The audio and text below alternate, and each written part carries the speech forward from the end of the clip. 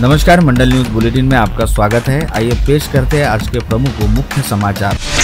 Nagpur gate थाना क्षेत्र के लालखड़ी परिसर के इमाम नगर में एक गोदाम पर क्राइम ब्रांच के दल ने छापा मारकर ऑटो रिक्शा में अवैध रूप से गैस रिफिलिंग करते हुए एक युवक को रंगे हाथ पकड़कर उसके पास से 23 एलपीजी सिलेंडर, 2 ऑटो रिक्शा सहित इस अवैध व्यवसाय में इस्तेमाल किया जाता अन्य साहित्य सहित कुल 2,67,000 रुपए का माल जब्त किया है। पकड़े गए आरोपी का नाम शहादत परवेज अब्दुल जाहिर उम्र 37 है। जानकारी के मुताबिक क्राइम ब्रांच के निरीक्षक गोरखनाथ जाधव को गोपनीय जानकारी मिली थी कि लालखड़ी परिसर के इमाम नगर में एक टीन के शेड में अवैध तरीके से ऑटो रिक्शा में एलपीजी गैस सिलेंडर की रिफिलिंग की जाती है। इस जानकारी के आधार पर क्राइम ब्रांच के दल ने वहां छापा मारा, तब एक व्यक्ति वहां ऑटो में अवैध रूप से एलपीजी गैस सिलेंडर में गैस रिफिलिंग करता हुआ रंगे हाथ पकड़ा गया। घटनास्थल पर 2 ऑटो रिक्शा संचालक गैस भरने के लिए वहां मौजूद थे। पुलिस ने यह गोरख धंधा चलाने वाले शहजाद परवेज अब्दुल जाहिर को गिरफ्तार कर उसके पास से 23 सिलेंडर गैस भरने की मशीन, वजन काटा, 2 ऑटो रिक्शा सहित कुल 2,67,000 रुपए का माल जब्त किया है। पूरी कार्रवाई करने के बाद आरोपी को नागपुर गेट पुलिस के हवाले कर दिया है।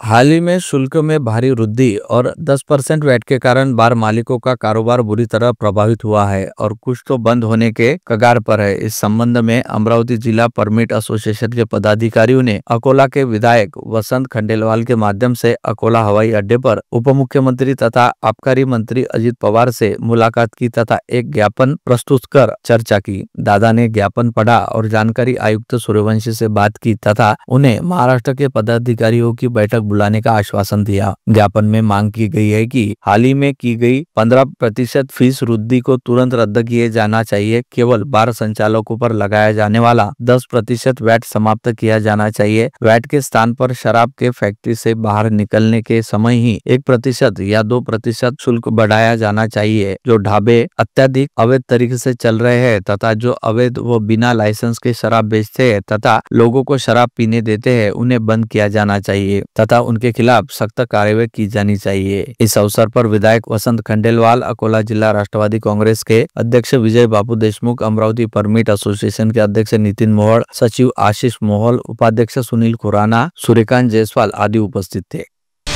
अमरावती शहर के सांस्कृतिक मैदान में आयोजित 5 दिवसीय जिला स्तरीय कृषि विकास सम्मेलन एवं प्रदर्शनी के पहले दिन शुक्रवार को 9 लाख रुपए का कारोबार हुआ। यह प्रदर्शनी वास्तव में किसान से उपभोक्ता की अवधारणा को जीवंत कर रही है। यह दावा जिला कृषि विभाग ने किया है। 18 फरवरी तक यह प्रदर्शनी चलेगी। साइस्कोर मैदान में आयोजित इस जिला स्तरीय कृषि विकास सम्मेलन एवं प्रदर्शनी में कृषि संसाधन, बीज, खाद, कृषि उपज, खानपान समेत विभिन्न 288 स्टॉल लगे हैं। शुक्रवार को कृषि मंत्री माणिकराव कोकाटे ने प्रदर्शनी का उद्घाटन किया था, जिसके बाद सभी स्टॉल पर किसानों और नागरिकों की भीड़ उमड़ पड़ रही है, जिसके तहत आज दूसरे दिन भी अमरावती जिला वासियों का इस कृषि प्रदर्शनी को भारी प्रतिसाद मिला है। केंद्र सरकार के प्रधानमंत्री आवास योजना के तहत मनपा क्षेत्र की घोषित झोपड़पट्टी धारकों को घरकुल योजना का लाभ मिलना चाहिए। इस उद्देश्य से 2016 में पीआर कार्ड संदर्भ में सर्वे किया गया, किंतु 8 वर्ष बीतने पर भी झोपड़पट्टी धारकों को पीआर कार्ड का वितरण नहीं हुआ, जिससे आवास योजना की कार्यवाही लंबित है। इस संदर्भ में भूमि अभिलेख कार्यालय, राजस्व विभाग व मनपा पीएम आवास योजना कार्यालय ने योग्य समन्वय रखकर पीआर कार्ड संदर्भ का अनापत्ति व तकनीकी मान्यता बाबत की समस्याओं का तत्काल निवारण कर सरकार की ओर से अधिकृत रूप से घोषित हुए झोपड़पट्टी क्षेत्र के लाभार्थियों को पीआर कार्ड वितरित करने की सूचना विधायक सुलभा खोड़के ने दी है। समाज में कई ऐसे लोग होते हैं जो हमें कुछ करने की प्रेरणा देते हैं। आज सभी को किसी न किसी मोटिवेशन की आवश्यकता है। इसी मोटिवेशन के साथ कार्य करते हुए आगे बढ़ने का प्रयास लाइफ डेवलपमेंट सोसाइटी कर रही है। मोटिवेशनल लोगों को समाज के सामने प्रस्तुत कर उनके कार्य से प्रेरणा लेने का संदेश देती है। सामाजिक दायित्व निभाते हुए जिस प्रकार का यह संस्था कार्य कर रही है, उसी प्रकार समाज का हिस्सा बने सिविलियन भी समाज की उन्नति व प्रगति में योगदान देते रहे हैं। ऐसा आह्वान जिलाधीश सौरभ कटियार ने किया है। मार्डी रोड स्थित the college of animation, bio engineering and research centre में शनिवार को लाइफ डेवलपमेंट सोसाइटी द्वारा शहर के विभिन्न क्षेत्रों में उल्लेखनीय कार्य करने वाले 50 व्यक्तियों को अमरावती भूषण पुरस्कार से सम्मानित किया गया। इस अवसर पर वे बोल रहे थे। कार्यक्रम में पुलिस आयुक्त नवीन चंद्र रेड्डी की अध्यक्षता में animation college of bio engineering के संचालक विजय राउत, केंद्रीय सड़क यातायात मंत्री के सहायक सलाहकार मनोज वाडेकर, यश एसोसिएट के संचालक कैलाश गिरोडकर, सिटी न्यूज चैनल के चंदूभाऊ सोजतिया, LDS अध्यक्ष श्वेत कुमार, सचिव नरेंद्र गुलदेवकर, वरिष्ठ समाजसेवी सलीम मीरावाले, अजय श्रृंगारे, लेखक प्राध्यापक अनंत नांदुरकर अखिल प्रमुखता से उपस्थित थे। अमरावती अकोला मार्ग पर बडनेरा रेलवे पुलिया पर शनिवार शाम लग्जरी बस फेल हो जाने से रास्ते पर दोनों ओर 4 किमी तक वाहनों की लंबी कतार लगी थी। लगभग 1 घंटे तक यह जाम लगा हुआ था। आखिरकार बडनेरा के PI और उनके सहयोगी कर्मचारियों ने मौके पर पहुंचकर वाहनों को वहां से सही सलामत निकालने के प्रयास किए। विशेष यह कि पुलिया पर लगभग 1 घंटे तक जाम हो जाने से उसमें एम्बुलेंस को भी मार्ग निकालने में काफी दिक्कतें आई है। अमरावती शहर से लग्जरी बस निकालने की अनुमति नहीं रहते हुए भी राजापेट से कुछ लग्जरी बसें बडनेरा होते हुए करंजा और यवतमाल मार्ग पर चलाई जाती है। ऐसे ही एक बस शनिवार की शाम बडनेरा के रेलवे पुलिया पर बंद पड़ी। शाम के समय इस मार्ग पर हमेशा ही यातायात ज्यादा रहती है। मूल नेपाल निवासी और अमरावती में नौकरी के लिए रह रहे 40 वर्षीय व्यक्ति ने पेड़ पर रस्सी बांधकर फांसी लगा ली। मृतक का नाम गगन गोवर्धन कामी है। गाड़गेनगर थाने की सीमा में स्थित अंबा गार्डन सिटी के बाहरी परिसर में यह घटना घटी। जानकारी मिलते ही पुलिस ने घटनास्थल पर पहुंचकर पंचनामा कर मृतदेह पोस्टमार्टम के लिए भेजा है। फिलहाल गगन की आत्महत्या का कारण स्पष्ट नहीं हो पाया। पुलिस ने इस संबंध में आकस्मिक मृत्यु का मामला दर्ज कर प्रारंभिक जाँच आरम्भ की है। मेरा गोपाल कामी है। मैं नेपाल से हूँ। नेपाल से आए लगभग 10-12 साल हो गया। 10-12 साल में सोसाइटी में काम करता था। उसका छोटा भाई है। कैसे हो गया, क्या हो गया, किसी को मालूम भी नहीं हुआ। 2-3 दिन से गायब था। आज सवेरे 7 बजे मिला। घूमते सब लोग फटे उसमें घूमने के लिए। घर वाली एक लड़की है, नेपाल में है। अभी हम तो बाहर से आए वाले हैं काम काज करने के लिए। 10-12 साल हो गया इधर काम करते करते। अचानक कैसा हो गया सर, हमारे को भी मालूम नहीं है, किसी को बीवी को भी मालूम नहीं है।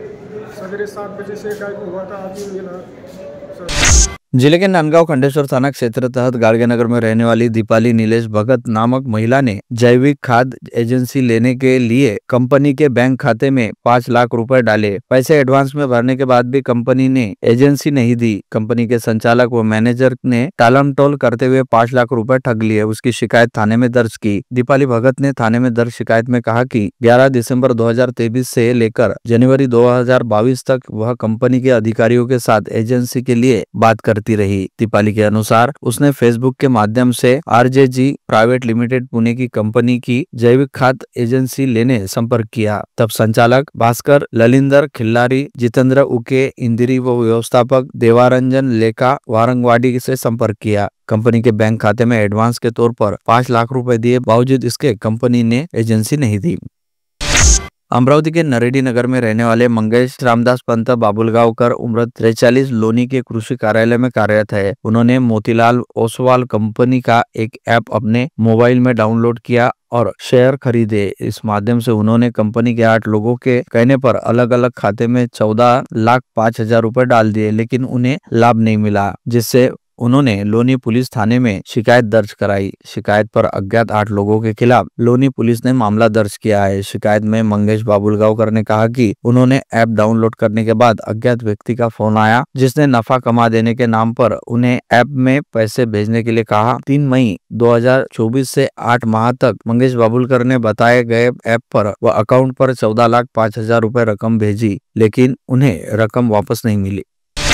फैजपुरा थाना क्षेत्र के तहत रहने वाली युवती के साथ उसके प्रेमी ने दुष्कर्म कर वीडियो बनाया और वह सोशल मीडिया पर वायरल करने की धमकी दी। यह घटना 25 जनवरी को सुबह 10 बजे के दौरान घटित हुई। फैजपुरा पुलिस ने आरोपी वैभव नामदेव कोरे उम्र 27 के खिलाफ मामला दर्ज किया है। शिकायत में युवती ने कहा कि वर्ष 2019 में उसके वैभव कोरे के साथ प्रेम संबंध थे, लेकिन बाद में वैभव उससे मारपीट करता था, जिससे उसने फैजपुरा थाने में शिकायत दर्ज की थी, जिसमें पुलिस ने वैभव को गिरफ्तार कर जेल भेज दिया था। जेल से छूटने के बाद वैभव फिर प्रेमिका से नजदीकी बनाने लगा, लेकिन वह उसे दूरी बनाती रही। लेकिन कुछ माह पहले वैभव ने उसका विश्वास जीतकर युवती के साथ फिर से प्रेम संबंध बनाए। 6 जनवरी 2025 को वैभव कोरे ने उसे मंगल है और मौसी के यहाँ खंडवा में पूजा करनी है कहकर 8 जनवरी को वैभव की माँ वैभव और युवती खंडवा गए। 25 जनवरी को वहां से अमरावती लौटे। दूसरे दिन वैभव ने विवाह का प्रलोभन देकर उसके साथ दुष्कर्म किया और अश्लील फोटो फोटो मोबाइल से निकाले। वह सोशल मीडिया पर वायरल करने की धमकी देकर वह और दुष्कर्म करने लगा, जिससे युवती ने यह बात उसके परिजनों को बताई और फैजलपुरा पुलिस थाने में शिकायत दर्ज कराई। पुलिस ने विविध धाराओं के तहत मामला दर्ज किया है।